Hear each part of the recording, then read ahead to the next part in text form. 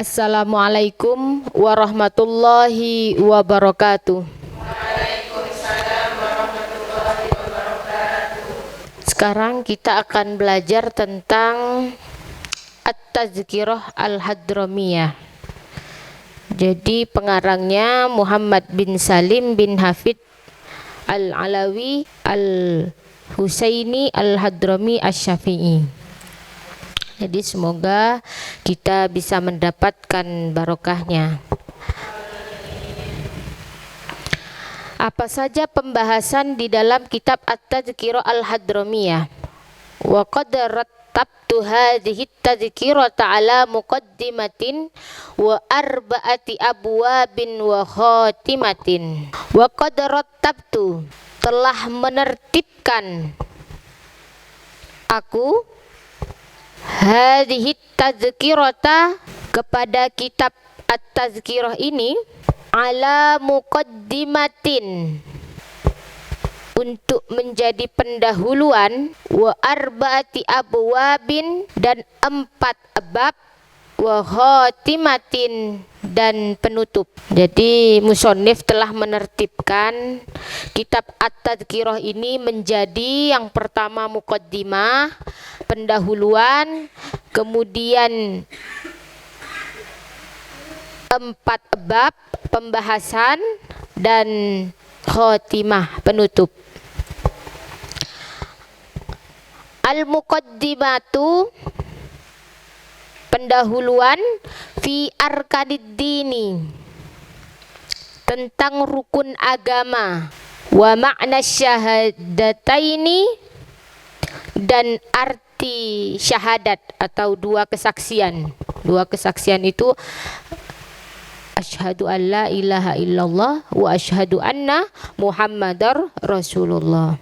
Wal babul awwalu, dan bab yang pertama, fit taharati, tentang kesucian.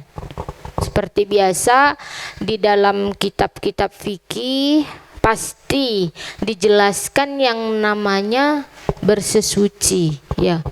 Bersesuci zahir, dan nanti ada kaitannya bagaimana juga bisa suci secara batin. Karena salah satu syarat untuk melaksanakan ibadah adalah dengan cara bersesuci. Maka dari itu setiap kitab-kitab, terutama kitab fikih, ya, pasti didahului dengan bab taharah, ya kan, ya, baru ke bab sholat dan lain sebagainya, karena termasuk syarat. Jadi kalau orang tidak melaksanakan bersesuci, maka tidak bisa melaksanakan sholat dan lain sebagainya.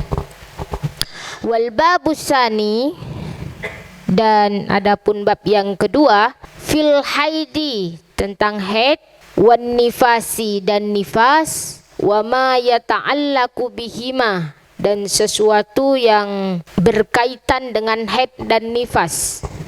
Jadi karena ini tentang perempuan, pasti ada yang membahas haid dan nifas.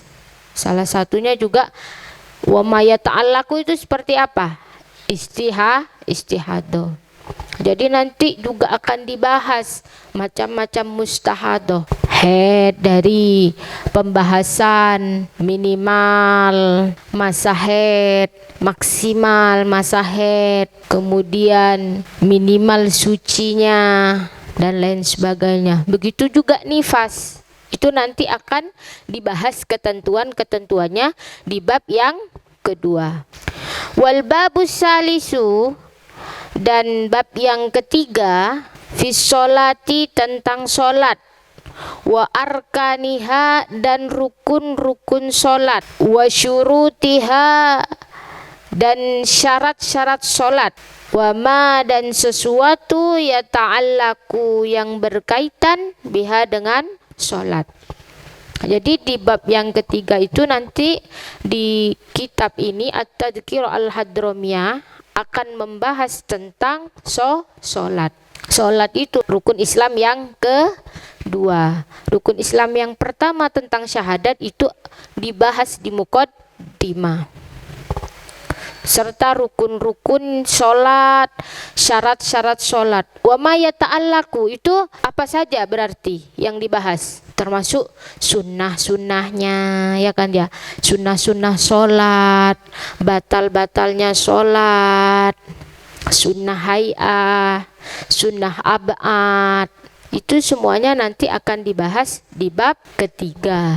Baik, nanti ada juga sholat sunnah, cara-cara sholat juga akan dibahas, waktu-waktu sholat juga akan dibahas. Pokoknya semua yang berkaitan dengan sholat akan dibahas di bab ketiga. Wal babur rabi'u, dan bab yang keempat, fi huquqil walidaini, tentang hak-hak orang tua, wa huquqiz zauji, dan hak suami, wa fi dhammit tabarruji, dan tercelanya bersolek. Apa bersolek? Berdandan, kan?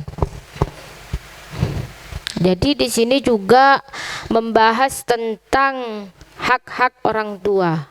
Jadi kita bagaimana perintah kepada orang tua, dan yang dilarang, yang seharusnya pada orang tua, itu juga akan dibahas di sini. Batasan-batasan dan lain sebagainya, serta hak-hak suami.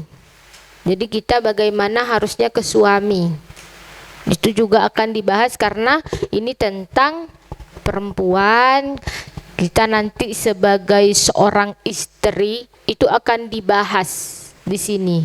Bagaimana seharusnya memperlakukan kepada seorang suami, dan juga batasan-batasannya, taatnya dan lain sebagainya. Jadi nanti memang harus, hukum asalnya memang taat kepada suami itu harus, tapi kan nanti ada batasannya. Kalau umpamanya memang menjerumuskan atau membawa kesesatan dan lain sebagainya, tidak wajib juga istri taat. Dan juga bersolek, memamerkan kecantikan, apalagi zaman sekarang ya, udah banyak orang berdandan, mempercantik diri, tapi berlebihan. Bersolek itu boleh, berdandan itu boleh, tapi ada batasan-batasannya juga. Sekarang kan ini ketika dia ingin cantik tapi operasi plastik, kan itu hal-hal dilarang. Jadi kita harus tahu nanti tercelanya dan batasan-batasannya berdandan. Bukan serta-merta tidak boleh, tapi memang judulnya apa sudah, fi zammi. Zammi itu tercela gitu. Jadi nanti ada di situ juga contoh-contohnya hal-hal yang dilarang. Niatnya juga harus ada.